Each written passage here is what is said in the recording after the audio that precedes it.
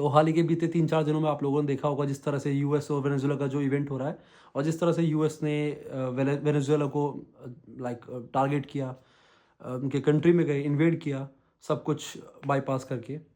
तो जिस तरह से इन लोगों ने प्रेसिडेंट को कैप्चर कर लिया, उसके बाद क्या सच में ये फाइट जो है ऑयल को लेके है, बिटकॉइन को लेके है या सिस्टम को लेके है? सिस्टम आई मीन कि जिस तरह से वेनेजुएला ने पिछले 5-6 सालों में डॉलर को चैलेंज किया है,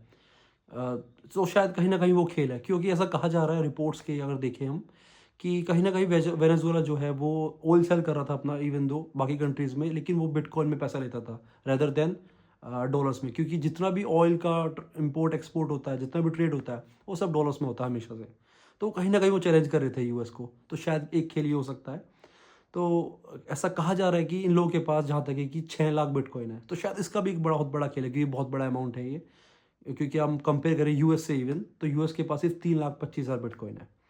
तो शायद कहीं न कहीं इस चीज़ का भी खेल हो सकता है, क्योंकि इन लोगों का एक लॉबी है यूएस में स्ट्रैटेजिक रिज़र्व का, जिसके अंडर ये अगर कहीं से भी बिटकॉइन सीज़ करते हैं, तो इनको कभी नहीं बेचने वाले, इनका लॉ है ये। तो कहीं न कहीं ये बात जो है पैसे की भी है, ऑयल की भी है और पावर की भी है। पावर ग्रैस्पिंग जो इन लोगों ने दिखाई है पूरी दुनिया को, कि हाँ, हम यूएस है और क्यों हैं, बताना चाहते हैं शायद वो। कि जिस तरह से इनके बैकयार्ड में प्ले कर रहा था वेनेजुएला, तो उन लोगों ने बताया है, जो कि अभी शायद चाइना ताइवान के साथ नहीं कर पाया, रशिया यूक्रेन के साथ नहीं कर पाया, पर इन लोगों ने शायद कुछ महीने, शायद कुछ साल में करके दिखाया। तो कहीं न कहीं ये जो लड़ाई है शायद थोड़ी ऑयल की भी है, शायद बिटकॉइन की भी है, शायद थोड़ी पावर की भी है। तो बाकी आने वाले टाइम में देखते हैं अभी क्या इसमें प्रोग्रेस होगी, अपडेटेड रखेंगे आपको। So in the mean time please make sure to subscribe and press the bell icon please.